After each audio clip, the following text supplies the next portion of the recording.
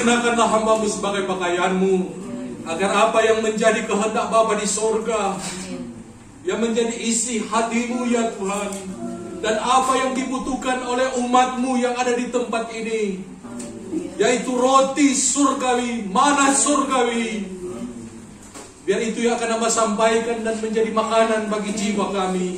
Berfirmanlah kepada kami, karena kami siap mendengarkannya. Dalam nama Yesus Hamba sudah berdoa. Amin. Puji nama Tuhan. Kita akan mendengarkan firman Tuhan. Mungkin sebelumnya saya memperkenalkan diri. Saya Pendeta Simpson Bio. Saya juniornya Pak Gembala. Usia juga dalam pelayanan juga. Saya bersyukur kepada Tuhan mendapatkan kesempatan ya. Ini kesempatan pertama setelah COVID saya diundang untuk berkhotbah di luar gereja, karena kami masih online juga. Puji nama Tuhan. Itu mari kita akan mendengarkan firman Tuhan. Saya undang kita bangkit berdiri. Kita akan membaca firman Tuhan dari kitab Kejadian pasal yang ke-32 ayat yang pertama sampai dengan ayat yang ke-12. Kejadian pasal yang ke-32 ayat yang pertama sampai dengan ayat yang ke-12.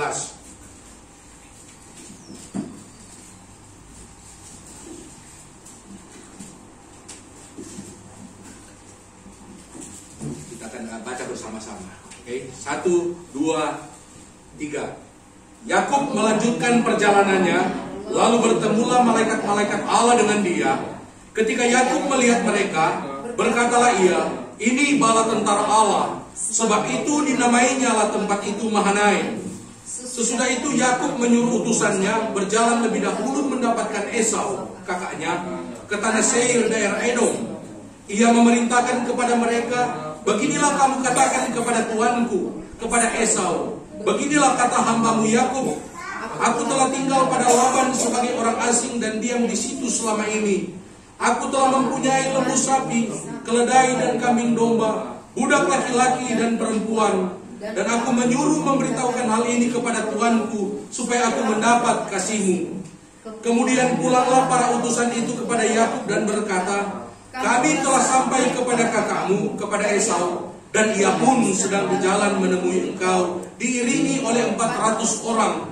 Lalu sangat takut Yakub dan merasa sesak hati. Maka dibaginya lah orang-orangnya yang bersama-sama dengan dia, kambing dombanya, lembu sapi dan untanya menjadi 2 pasukan. Sebab pikirnya, jika Esau datang menyerang pasukan yang satu, sehingga terpukul kalah, maka pasukan yang tinggal akan terluput. Kemudian berkatalah Yakub, ya Allah nenekku Abraham dan Allah ayahku Ishak, ya Tuhan yang telah berfirman kepadaku, pulanglah ke negerimu serta kepada sanak saudaramu, dan aku akan berbuat baik kepadamu. Sekali-kali aku tidak layak untuk menerima segala kasih dan kesetiaan yang kau tunjukkan kepada hambamu ini. Sebab aku membawa hanya tongkatku ini waktu aku menyeberangi sungai Yordan ini, tetapi sekarang telah menjadi 2 pasukan. Lepaskanlah kiranya aku dari tangan kakakku, dari tangan Esau, sebab aku takut kepadanya.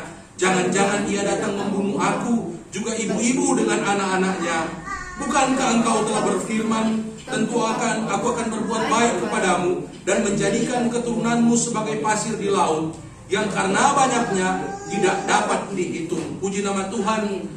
Demikian firman Tuhan. Silakan duduk. Saya memberi tema firman Tuhan pada menjelang siang hari ini, yaitu kesetiaan Tuhan.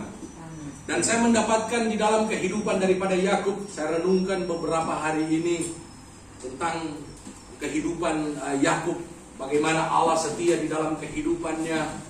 Yang pertama-tama, Allah setia kepada Yakub karena Allah telah menyertai dia di dalam perjalanan menuju ke Padan Aram. Kalau kita melihat di dalam Kejadian pasal yang ke-28 ayat yang ke-15, ketika dia mau bilang pergi, bilang lari juga ya, karena kan Esau ingin membunuh dia ya. Kita tahu ceritanya, dia memperoleh berkat dengan cara yang tidak halal, konspirasi dengan ibunya sehingga dia diberkati.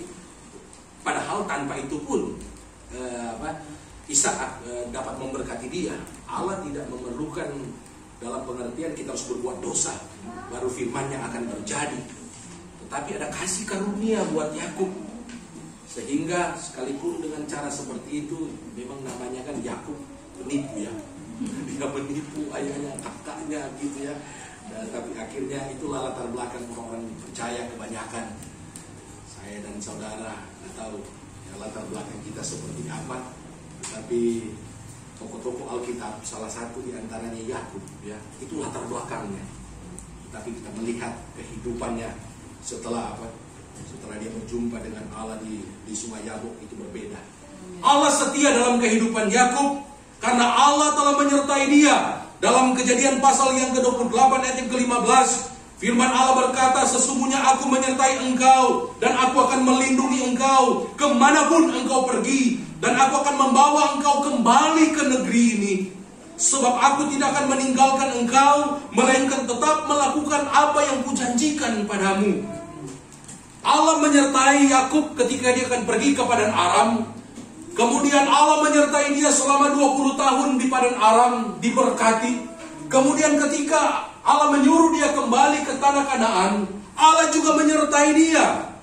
Kalau saudara melihat di dalam ayat yang pertama, ayat yang ke pasal 32 ayat yang pertama sampai yang kedua, bagaimana dia bertemu dengan malaikat-malaikat Allah, kemudian dia berkata, tempat ini adalah Mahanaim. Mahanaim ini adalah berarti dua perkemahan. Ketika Yakub berkemah di Mahanaim ini, ternyata Allah juga dengan pasukan malaikat-malaikatnya berkemah di sekitar daripada Yakub, sehingga digenapilah firman Allah yang berkata dalam Mazmur 34 ayat ke-8, malaikat Tuhan berkemah di sekeliling orang-orang yang takut akan dia dan meluputkan mereka. Rasul Petrus juga berkata, ada malaikat-malaikat Tuhan yang dengan caranya Tuhan sebenarnya dia menolong kita. Kita sudah berjumpa dengan mereka. Sehingga ketika kita mengalami pertolongan, mengalami berkat Tuhan, pemeliharaan Tuhan, itu bisa terjadi oleh karena ada malaikat-malaikat Tuhan yang memang diciptakan untuk melayani umat Allah, melayani anak-anak Allah, di mana mereka siap siaga selama 24 jam. Dikatakan oleh Yesus sendiri, ada malaikat-malaikat di samping anak-anak Tuhan yang selalu memandang wajah Bapa di sorga, yang siap menerima perintah daripada Bapa. Tolong hambamu pendeta Mandagi dengan istri, tolong jemaat-jemaat yang ada di tempat ini. Dan ini dinyatakan juga dalam kehidupan Yakub. Ketika dia berkemah, di sampingnya ada perkemahan bala tentara Allah. Untuk itu dia berkata, inilah Mahanaim. Inilah dua perkemahan, dua tempat di mana Yakub berkemah. Kemudian ada malaikat-malaikat Tuhan yang berkemah. Kesetiaan Tuhan dalam kehidupan Yakub yang kedua yang saya dapatkan dari kisah kehidupannya. Yang kedua, Allah bukan hanya menyertai Yakub, Allah bukan hanya menjaga Yakub dengan malaikat-malaikat surga, Allah juga memberkati Yakub dengan keluarga dan dengan harta kekayaan yang berlimpah. Kesaksiannya di dalam teks kita pada pagi hari ini dikatakan, hanya dengan sebatang tongkat ini aku menyeberangi sungai Yordan, dan sekarang aku sudah punya istri. Jangan contoh Yakub ya, dia memang ada 2 istri dan budak-budak. Ya, itu urusan dia dengan Tuhan. Tetapi jangan kita benarkan ya, kita tetap harus punya satu istri saja, satu suami saja, sampai maut yang memisahkan kita. Amin. Haleluya. Ya, Cim kayaknya tinggal seorang diri ya. Jangan takut. Allah Bapa di surga berdiam dalam diri juga janda-janda yang setia, yang hidup dalam kudus, yang tidak mencemarkan diri dengan dunia ini. Setia sampai akhir hidup, seperti Hana, ibu janda. Dia berdoa setelah suaminya meninggal, berdoa setiap hari, bahkan puluhan tahun dia berdoa di bait Allah. Dan Mesias dinyatakan kepada Hana, kemudian kepada seorang nabi lagi satunya, berdua mereka, Simeon, karena mereka ada di bait Allah. Ketika ibu-ibu janda setia berdoa, disitulah Tuhan akan menyatakan dirinya. Bukan hanya ibu janda, kita semua, kalau kita ada di rumah Tuhan, kita berada di rumah Tuhan dan kita berdoa, maka itu kesetiaan kita kepada Tuhan. Dan Tuhan setia dengan orang yang setia. Amin. 2 Samuel 22 ayat ke-26 berkata, Tuhan setia dengan orang yang setia. Jangan kita mengharapkan Tuhan setia kalau kita hidup tidak setia. Kalau tidak mau beribadah, tidak mau berdoa, tidak mau menjaga hidup kudus, menjaga pikiran, perkataan, perbuatan, dan motivasi, tingkah laku kita, kaki kita tidak tahan untuk melakukan kejahatan. Tidak duduk dalam kumpulan pencemooh. Kalau kita dalam hidup ini setia, maka Tuhan juga setia menggenapi firman Allah. Amin. Allah telah memberkati Yakub dengan istri dan anak-anak. Bahkan Alkitab memberikan kesaksian dalam pasal yang ke-30, Kejadian 30 ayat yang 43. Dengan demikian Yakub menjadi kaya raya. Dia mempunyai banyak kawanan kambing domba, unta, keledai, dan hamba-hamba. Kesetiaan Tuhan dalam kehidupan Yakub. Dia diberkati dengan keluarga. Dia diberkati juga dengan harta kekayaan. Saya diingatkan ketika tahun 91 ya. 91 saya putus sekolah di Temohon ya, anak agak nakal gitu ya, bahkan sempat juga berurusan dengan polisi karena berantem gitu ya. Nah, kemudian saya juga masuk ke penjara, saya putus sekolah dan akhirnya saya harus meninggalkan kota Temohon karena saya seorang petinju, mantan petinju, untuk mengadu nasib di kota Jakarta. Saya berjalan dengan baju di badan, baju kain, kemudian dengan ransel 2-3 pasang dan Alkitab di dalam. Dan ketika saya merenungkan firman Tuhan ini, saya sampai mengucurkan air mata. Saya sudah punya istri, saya sudah punya 2 anak dan 1 mantu, saya sudah punya 2 cucu.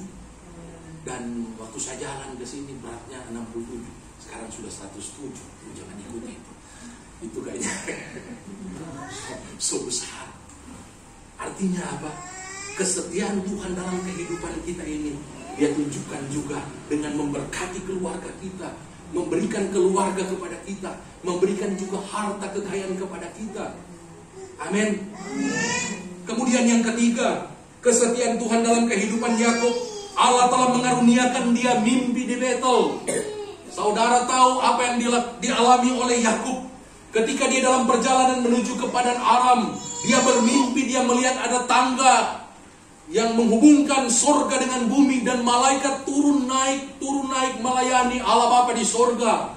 Kemudian dia mendapatkan penglihatan ini, dan di akhirnya kalau kita membaca dalam firman Tuhan dikatakan Allah ada di sampingnya, dan Allah memberikan firman kepada dia bahwa dia akan menyertai Yakub. Kemudian dia akan memberikan kepada Yakub ke tanah di mana dia bermimpi, yaitu tanah Kanaan. Kemudian dia akan berjanji juga akan memberkati anak-anaknya, bahkan memberkati keturunannya, bahkan melalui keturunan daripada Yakub semua kaum di muka bumi itu akan diselamatkan. Ini perjanjian Allah, covenant Allah dengan Yakub, dan yang disempurnakan, digenapi melalui covenant baru ketika Yesus Kristus, keturunan Yakub secara jasmani, dia menjadi Mesias. Dia mati di atas kayu salib, dia menanggung dosa kita umat manusia. Dia telah bangkit dari kematian, bahkan dia telah naik ke surga menyediakan rumah bagi kita. Dan barang siapa percaya kepada Yesus, barang siapa percaya kepada Dia di dalam hati bahwa Allah telah membangkitkan Dia dari kematian, dan mengaku dengan mulut bahwa Yesus Kristus adalah Tuhan bagi kemuliaan Bapa di sorga, maka dia akan diselamatkan. Siapa yang diselamatkan? Bukan hanya bangsa Israel. Karena kita tahu bangsa Israel, kalau kita membaca di dalam kitab Roma, mereka menolak Yesus. Sehingga janji Allah kepada Yakub melalui keturunanmu, semua kaum di muka bumi akan diselamatkan, akan diberkati. Itu digenapi melalui Yesus Kristus. Semua orang yang percaya kepada Tuhan, kita itu adalah keturunan Israel secara rohani. Galatia 3:29 berkata, oleh karena Kristus maka kamu adalah keturunan Abraham secara rohani dan berhak menerima janji-janji Allah. Artinya janji-janji Allah dalam Alkitab ini yang diberikan kepada bangsa Israel itu menjadi janji dan akan digenapi dalam kehidupan saya dan saudara melalui Yesus Kristus. Dan itu diawali dengan perjanjian Tuhan dengan Abraham, Ishak, dan Yakub ketika dia berada di Betel. Kesetiaan Allah dalam kehidupan Yakub, yaitu Allah mengaruniakan dia penglihatan, memberikan dia karunia melihat. Allah memberikannya melalui mimpi di dalam kehidupannya. Dan bukan hanya dikaruniakan mimpi, akan tetapi Allah juga berdiri di sampingnya dan memberikan janji berkat dalam kehidupan Yakub yang saya katakan tadi. Dia diberkati, tanah itu diberikan kepadanya, keturunannya diberkati, dan melalui keturunannya semua kaum di muka bumi juga akan diberkati. Bagaimana dengan kesetiaan Tuhan terhadap saya dan saudara? Yang pertama-tama saya mencatat di sini, saudara mungkin bisa mengalami kesetiaan Tuhan yang berbeda dengan Yakub, berbeda dengan saya, tapi yang pasti Tuhan setia dalam kehidupan saudara. Amin. Yang pertama-tama, Allah telah menyertai kita semua sampai hari ini. Amin. Kalau kita boleh ada sampai hari ini, itu karena kesetiaan Tuhan. Dan kita masih bisa menghirup udara segar, kita bisa masih diberi umur panjang, itu merupakan kesetiaan Tuhan. Kemudian yang kedua, Allah juga telah memberkati kita dengan keluarga. Istri, suami, anak-anak, cucu-cucu, bahkan yang paling utama, Allah memberikan kepada kita keluarga secara rohani. Saudara bisa mengenal ibu gembala, pak gembala, begitu juga sebaliknya. Itu merupakan kesetiaan Tuhan dalam kehidupan kita. Bahkan terkadang saudara rohani itu lebih saudara daripada yang sekandung. Ya benar ya, saya mengalami dalam kehidupan ini. Itu waktu baru minggu yang lalu selesai saya pelayanan, kemudian saya mengucapkan kepada istri, aduh, ingin minum kopi kan, dan minum kopi kan segar kan, yang lain-lainnya belum ada, karena kopi aja ya, minum kopi. Tiba-tiba dia di WA, dan saya juga di WA, Pak, minta maaf boleh tanya? Kenapa Bu? Boleh. Apakah Bapak mengatakan tadi ingin yang segar dan gini? Saya langsung, iya Bu, saya bilang ke istri bikin kopi gini. Yang lain-lain saya katakan kue, karena memang saya lihat nggak ada di meja kopi apa. Kemudian apa yang terjadi? Allah berbicara kepada orang lain. Keluarga Allah berbicara. Allah berbicara kepada keluarga Allah. Ada orang yang mengatakan pingin minum kopi, makan yang segar, dan dia mengirimkan itu kue, kemudian rujak, kemudian kopi juga dikirim. Tapi itu dikirim setelah dia mendengarkan, bukan dari saya, tapi dia sepertinya hambanya ini memerlukan. Roh Kudus berbicara luar biasa, berbicara kepada keluarga Allah. Artinya apa? Kalau saudara punya keluarga Allah, ada jemaat-jemaat, ada hamba-hamba Tuhan yang mengasihi kita, yang berjaga-jaga siang dan malam di dalam roh mereka, yang berdoa untuk anak kita, berdoa untuk suami istri kita, berdoa buat orang tua kita, buat usaha kita, keluarga kita. Bersyukurlah, karena itu adalah kehendak Allah. Amin. Allah sedang berbicara dengan rohnya yang tidak terbatas untuk memelihara umat Allah, untuk memelihara hamba-hamba Allah. Jadi kalau kita dalam hidup ini mungkin tidak punya keluarga, tidak punya orang tua, tidak punya suami, tidak punya istri, tidak punya anak-anak, tidak punya cucu-cucu, bersyukurlah mereka yang ada di sekitar kita. Yang lebih tua itu adalah orang tua kita, yang lebih muda adalah adik kita, yang lebih kecil itu adalah cucu-cucu kita.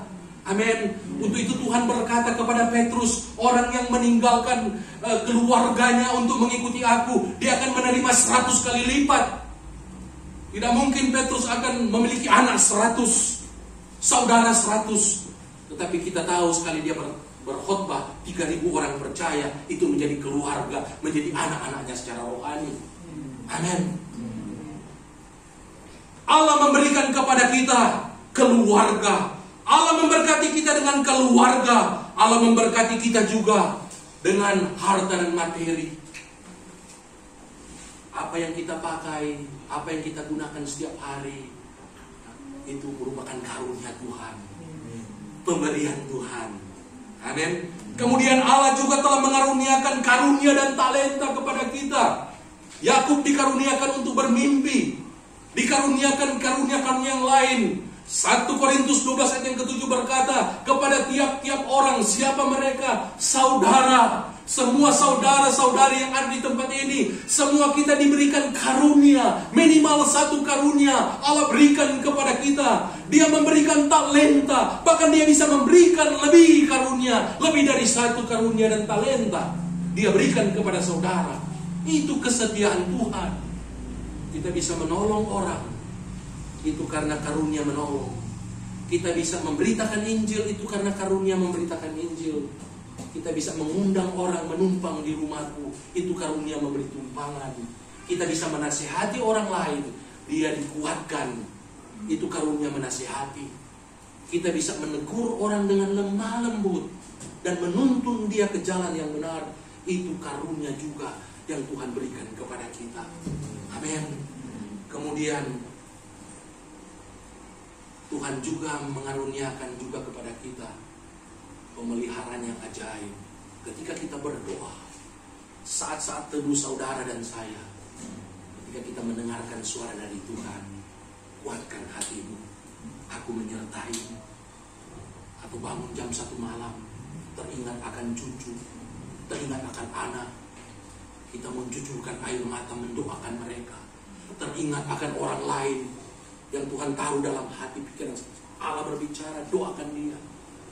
Mungkin karena doa-doa kita, orang itu bisa diselamatkan, keluarga kita itu bisa dilindungi, dijaga. Artinya kesetiaan Tuhan itu komplek. Kesetiaan Tuhan itu dalam setiap kehidupan kita. Dia menjaga, dia melindungi kita. Dan Allah itu setia dalam kehidupan saudara. Dia ada di samping kita, dia ada di samping kiri kanan kita. Allah itu setia. Sama seperti dia setia kepada Yakub, dia berkemah di samping perkemahan daripada Yakub.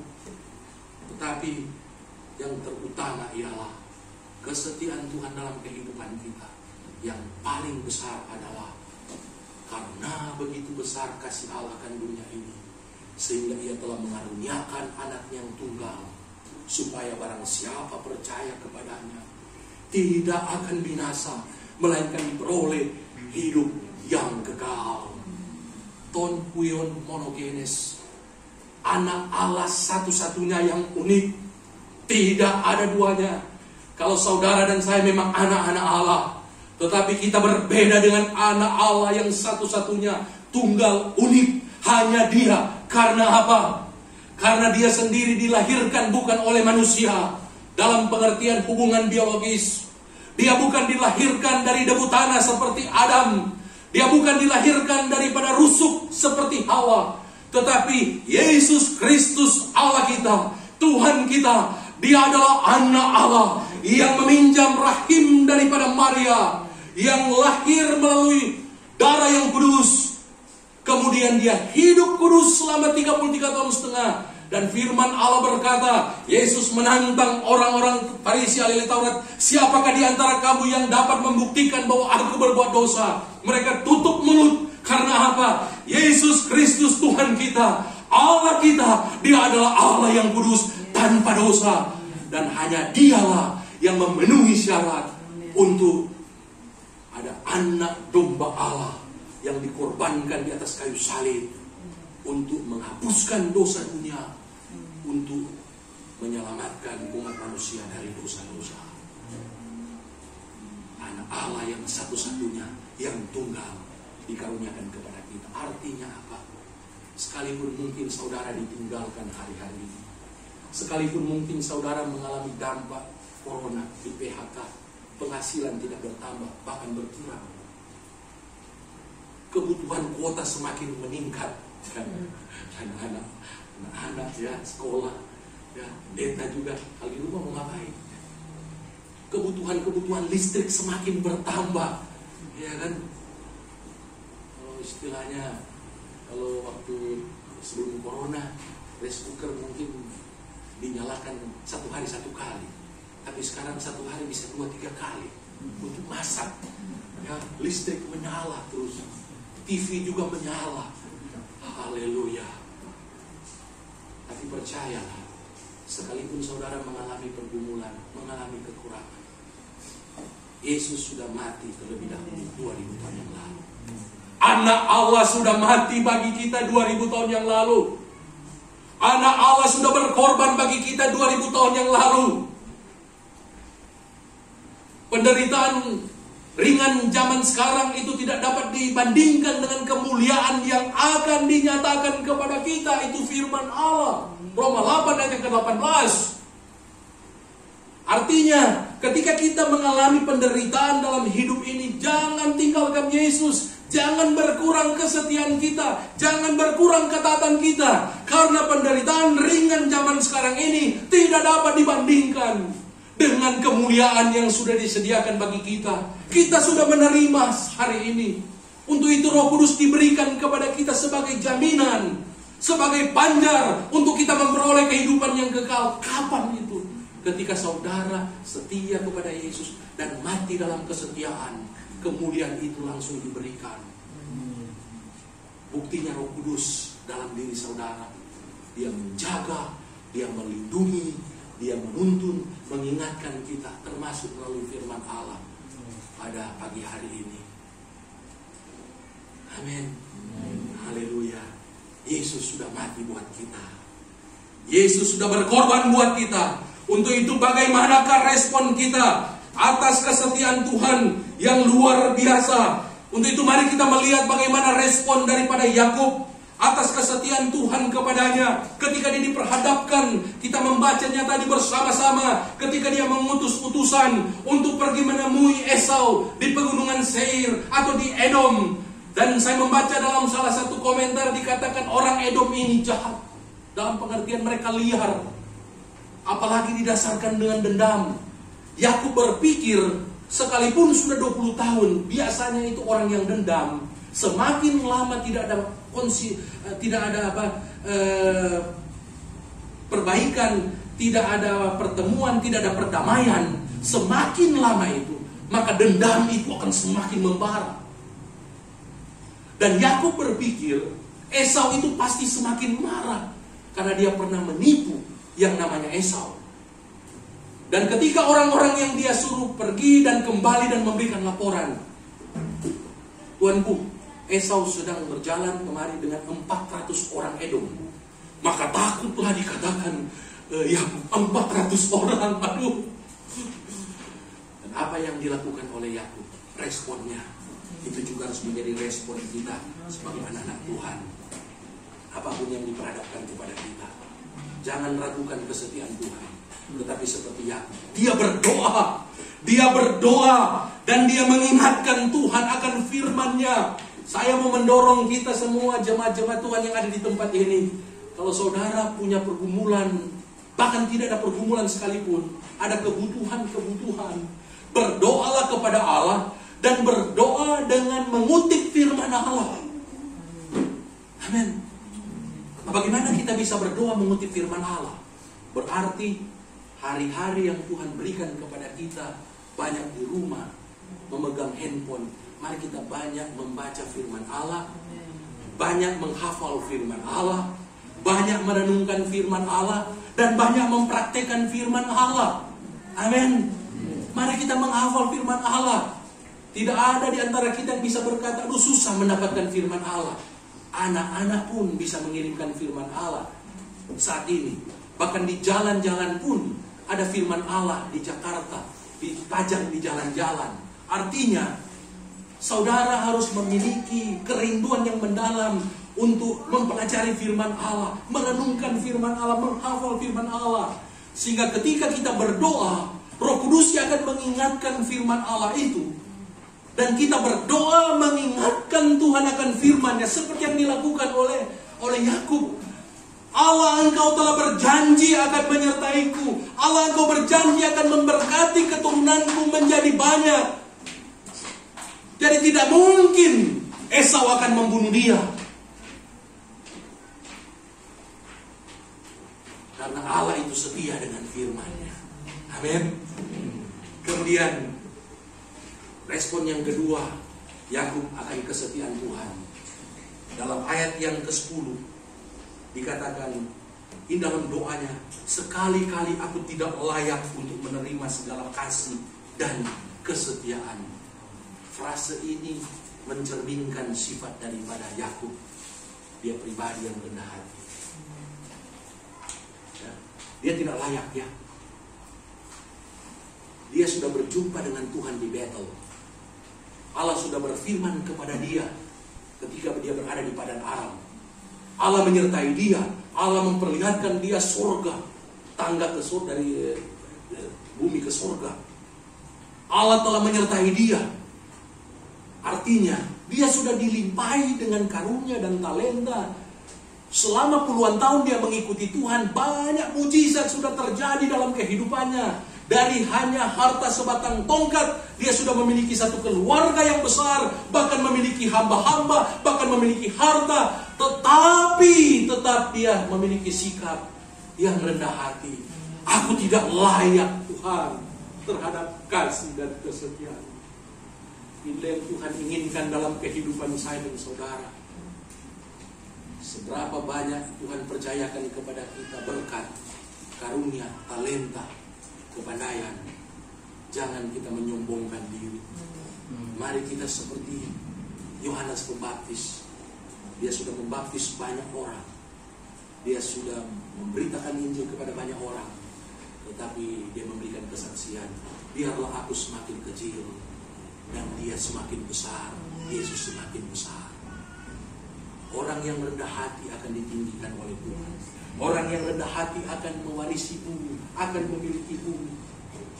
Yang Tuhan jawab bukan doa daripada orang Farisi, tapi yang Tuhan jawab adalah doa daripada pemungut cukai. Mungkin dia seorang pemeras, punya latar belakang yang tidak benar, tetapi dia memiliki sikap yang rendah hati. Dia masuk ke dalam bait Allah, dia menundukkan kepalanya, dan dia berkata, Tuhan kasihanilah aku orang yang berdosa. Yesus sendiri yang berkata, dia yang kubenarkan, yang lain tidak. Artinya, kalau saudara memiliki sikap yang rendah hati, Tuhan juga akan menghormati saudara. Ketika Yakub merendahkan hati, saudara baca ayat selanjutnya, dalam ayat yang dikatakan di dalam pasal yang ke-33 ayat yang ketiga. Ketika Esau sudah di depan, Kejadian 33 ayat yang ketiga. Ketika Esau sudah di depan, apa yang dia lakukan? Dia bersujud, ya. Kemudian dia bersujud, kemudian dia berjalan sambil bersujud mendekati Esau. Saya mungkin berpikir begini, dia sudah berdoa. Dia sudah mungkin mengalami penyertaan Tuhan. Tapi kalau masih tinggi hati, dia datang kepada Esau. Esau, masa kamu mau dendam lagi kepada saya? Bisa aja dia dibunuh sama Esau. Tetapi karena memang dia rendah hati di hadapan Tuhan, dia juga akhirnya menjadi rendah hati di hadapan manusia. Amin. Dia bersujud. Dan Esau hatinya itu langsung diubahkan. Langsung tergerak hatinya, dia langsung mengangkat Yakub. Dia merangkul Yakub. Artinya apa? Manusia yang jahat pun, kalau dia melihat sikap yang rendah hati dalam diri kita, dia akan mengasihi kita, dia akan memberkati kita, dia akan tergerak untuk mengasihi kita. Apalagi Bapa kita yang di sorga, apalagi Allah kita. Ketika dia melihat kita menjadi pribadi-pribadi yang rendah hati, maka hatinya akan tergerak oleh belas kasihan untuk menolong kita. Amin. Kemudian respon daripada Yakub, dia percaya bahwa Tuhan yang berfirman itu setia adanya. Jadi yang pertama, dia berdoa. Kemudian yang kedua, dia merasa tidak layak atau rendah hati. Dan yang ketiga, dia percaya bahwa Tuhan yang berfirman adalah setia. Kejadian 32 ayat ke-12. Bukankah engkau telah berfirman, tentu aku akan berbuat baik kepadamu dan menjadikan keturunanmu sebagai pasir di laut yang karena banyaknya tidak dapat dihitung. Dalam pasal yang ke-28 ayat ke-15 Allah juga berfirman, sesungguhnya aku menyertai engkau dan aku akan melindungi engkau kemanapun engkau pergi, dan aku akan membawa engkau kembali ke negeri ini, sebab aku tidak akan meninggalkan engkau, melainkan tetap melakukan apa yang kujanjikan kepadamu.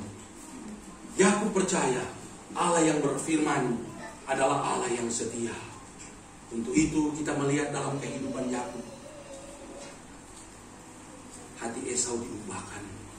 Kemudian selanjutnya salah seorang anaknya yang namanya Yusuf menjadi perdana menteri di Mesir.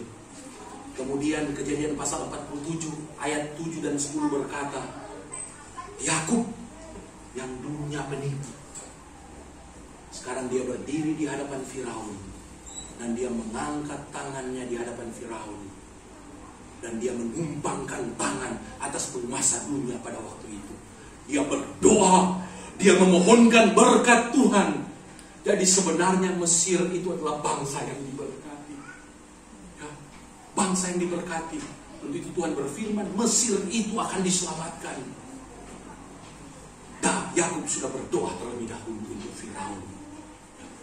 Dia berdoa untuk Firaun. 2 kali dia memohonkan berkat. Dan ini merupakan berkat Tuhan dalam kehidupan Yakub. Dan yang paling luar biasa, janji Tuhan digenapi dalam kehidupan Yakub. Ketika gereja Tuhan, saya dan saudara saat ini, kita itu diselamatkan, kita itu diberkati melalui pengorbanan Tuhan Yesus Kristus. Dan bukankah ini janji Tuhan kepada Yakub, melalui keturunanmu seluruh kaum di muka bumi ini akan diberkati. Dan janji Tuhan itu diimani oleh Yakub, sehingga keturunannya itu, Yesus Kristus, orang Nazaret itu, menjadi juru selamat seluruh kaum di muka bumi. Seluruh manusia di muka bumi, mereka diberkati melalui Tuhan Yesus Kristus. Biarlah kebenaran firman Tuhan ini terus mengingatkan kepada kita bahwa Allah itu setia. Amin. Jangan kita berpaling daripada Tuhan kita. Mari kita berpegang teguh kepada pengharapan. Pengharapan di dalam Yesus Kristus. Sebab Dia yang menjanjikannya. Ibrani 10 ayat 23 berkata, Dia yang menjanjikannya, Yesus Kristus yang menjanjikannya setia. Bapa di surga yang menjanjikannya setia. Anaknya sendiri pun Dia korbankan demi keselamatan saudara dan saya. Roma pasal yang ke-8. Bagaimanakah mungkin Dia tidak akan mengaruniakan segala sesuatu kepada kita bersama-sama dengan Dia. Amin. Dia akan mengaruniakannya kepada kita. Yesus Kristus tidak pernah berubah, dahulu, sekarang, dan sampai selama-lamanya. Kalau dia setia menolong orang yang susah, dia setia menolong menyembuhkan orang yang sakit, dia memulihkan orang yang pendarahan 12 tahun, dia menuntun perempuan Samaria ke jalan yang benar, dia membuat orang yang buta melihat, dia membuat orang yang lumpuh bisa berjalan, orang mati bisa bangkit, dia bisa memberi makan 5.000 orang laki-laki. Bahkan dia juga bisa menjadi berkat bagi banyak orang yang ada di Israel. Sampai hari ini Tuhan kita tetap setia. Dia tidak pernah berubah. Bahkan sampai hari ini penulis surat Ibrani mengatakan Yesus menjadi pengantara antara saya, saudara, dengan Allah Bapa di sorga. Dia berdoa untuk kita. Untuk itu apa yang perlu kita khawatirkan? Apa yang perlu kita takutkan? Yesus beserta dengan kita. Dia Immanuel. Dia ada dalam diri saudara dan saya. Dan dia berdoa sampai hari ini. Untuk itu tetaplah setia. Firman Allah berkata di dalam Ibrani 3 yang ke-6, Yesus Kristus setia sebagai anak. Dia mengepalai rumahnya, dan rumahnya ialah kita. Jika kita setia sampai akhir hidup kita, memegang teguh kepada kepercayaan dan pengharapan yang kita megahkan, tetap setia. Amin. Iring Tuhan. Jangan sampai berkurang kesetiaan saudara. Manusia lahiriah kita bisa merosot. Ini berbicara soal corona yang terjadi saat ini, membuat kita mengalami kekurangan. Tetapi firman Allah berkata manusia batinia kita tetap kuat. Artinya apa? Keadaan yang terjadi di sekeliling kita justru akan membuat roh kita semakin kuat, akan membuat iman kita semakin kuat. Untuk itu anak-anak Tuhan harus semakin kuat di dalam iman, semakin setia, semakin hidup kudus. Karena apa yang terjadi pada hari-hari ini, Allah izinkan supaya ada perbedaan antara Goshen dan Mesir. Ada perbedaan antara yang terang dan yang gelap. Ada perbedaan antara anak Allah dan yang bukan. Dengan situasi yang terjadi ini akan terlihat dia anak terang, dia anak Allah. Sekarang pilihan saudara dan saya, kita mau berada di pihak mana? Saya dan keluarga saya, kami akan berpihak kepada anak Allah, berpihak kepada terang. Itu pilihan kita. Kita semakin setia mengiring Tuhan, semakin taat mengiring Tuhan, melayani Tuhan, menjadi berkat, termasuk di dalam memberikan persembahan, memberikan perpuluhan, memberikan janji iman. Jangan berkurang, jangan kendor ketaatan kita. Ingat 2 Samuel 22-26, kepada orang yang setia aku berlaku setia. Tuhan Yesus kiranya memberkati kita semua pada siang hari ini. Bapa, hamba sudah selesai berkata, katakan firman Allah. Hamba berdoa, jadilah kepada kami seperti yang kau firmankan. Dalam nama Tuhan Yesus, hamba sudah berdoa. Haleluya. Amin.